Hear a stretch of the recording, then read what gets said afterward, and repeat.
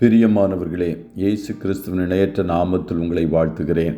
இந்த மன்னாச்சுடைய இந்த டெய்லி பாட்காஸ்டை கேட்கிற உங்கள் ஒவ்வொருவரையும் கர்த்தர் ஆசீர்வதிப்பாராக.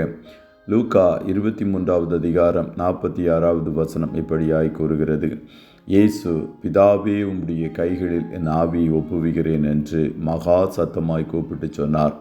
இப்படி சொல்லி ஜீவனை விட்டார் என்பதாக. பிதாவே, உம்முடைய கைகளில் என் ஆவியை ஒப்புவிக்கிறேன். Father, in your hands I commend my spirit என்ற தலைப்பின் கீழ் இன்றைய மன்னாவை தியானிக்கப் போகிறோம். இயேசு சிலுவையில் கூறின 7வது கடைசி வார்த்தையாய் மேற்குறிப்பிடப்பட்ட வசனம் காணப்படுகிறது. இயேசுவின் ஆவியை யாராலும் எடுக்க முடியாது. அவராகவே பிதாவின் கரங்களில் அவருடைய ஆவியை ஒப்பு கொடுத்தார். என் ஆத்துமாவை பாதாளத்தில் விடீர், உம்முடைய பரிசுத்தவானை அழிவை காண ஒட்டீர் என்று இயேசுவுக்கு பிதாவாகிய தேவன் வாக்களித்திருந்தார். ஆகையால் பிதாவாகிய தேவன் தன்னை உயிர்ப்பிப்பார் என்பதை இயேசு நன்கறிந்திருந்தார். அவர் தன் ஊழியத்தின் நாட்களிலும் தாம் எருசலேமுக்கு போய் மூப்பராலும் பிரதான ஆசாரியராலும் வேத பாரகராலும் பல பாடுகள் பட்டு கொலையுண்டு 3ஆம் நாளில் எழுந்திருக்க வேண்டும் என்பதை குறித்து தம்முடைய சீஷர்களுக்கு சொல்லியிருந்தார் என்று மத்தேயு 16:21 கூறுகிறது. இந்த நிச்சயத்தோடு தம்முடைய ஆவியை பிதாவின் கரங்களில் ஒப்பு கொடுத்தார். அவருக்குள் திருப்தி காணப்பட்டது. பிதாவாகிய தேவன் தனக்கு கட்டளையிட்ட யாவையும் செய்து முடித்த திருப்தி ஆண்டவருக்குள் காணப்பட்டது. ஆகையால் நிச்சயமாய் தேவன் தன்னை உயிர்ப்பிப்பார் என்ற நம்பிக்கையும் அவருக்குள் இருந்தது.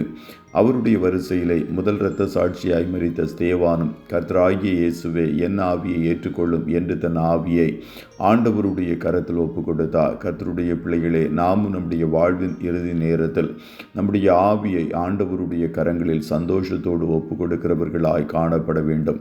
அநேக வாழ்வின் கடைசி வேளைகளில் உயில் எழுதி வைப்பது எப்படி, தன்னுடைய ஆஸ்திகளின் கணக்கை எல்லாம் பிள்ளைகளிடம் கூறுவது எப்படி, தனக்கு பிரியமான உணவை புசிப்பது எப்படி என்றெல்லாம் யோசிப்பது உண்டு.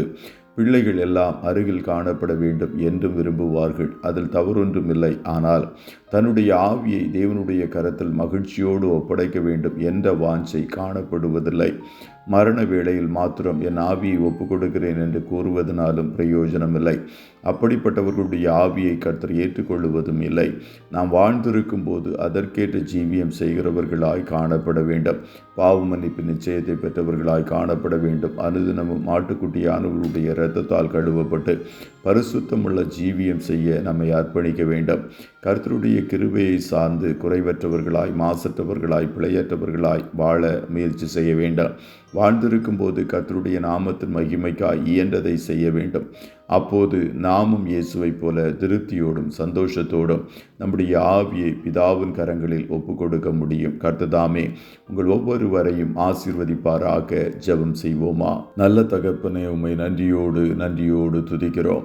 இந்த மன்னாச்சுடைய டெய்லி பாட்காஸ்டை கேட்கிற முடிய பிள்ளைகள் ஒவ்வொருவரையும் கர்த்தர் நீர் ஆசீர்வதிப்பீராக. ஏசப்பா, உம்மை போல எங்கள் வாழ்க்கையின் ஓட்டத்தின் கடைசியிலும் திருப்தியோடும் சந்தோஷத்தோடும் எங்கள் ஆவியை பிதாவின் கரங்களில் ஒப்பு கொடுக்கத்தக்க ஒரு ஜீவியத்தை இந்நாட்களில் நாங்கள் செய்ய எங்களுக்கு நீர் உதவி செய்வீராக. நாங்கள் வாழ்ந்திருக்கும் போது உம்முடைய நாமத்தின் மகிமைக்காய் என்னத்தை எல்லாம் செய்ய வேண்டுமோ அத்தனை காரியங்களையும் செம்மையாய் செய்து முடிக்க உதவி செய்யும் என்று சொல்லி மீண்டும் ஜெபிக்கிறோம். இன்றைய தினம் உம்முடைய பிள்ளைகள் ஒவ்வொருவரோடும் கர்த்தர் இருந்து நீர் நடத்துவீராக. கையிடுகிற வேலைகளை ஆசீர்வதித்து காரிய சித்தியை கட்டளையிடும். போக்கிலும் வரத்திலும் உடனிருந்து கண்மணி போல காத்தருளும். ஆட்டுக்குட்டியானவருடைய இரத்தத்தின் பாதுகாப்பிற்குள்ளாய் ஒவ்வொருவரையும் கொடுத்து இயேசுவின் நாமத்தில் வாழ்த்தி ஜெபிக்கிறோம் நல்ல பிதாவே. ஆமென்.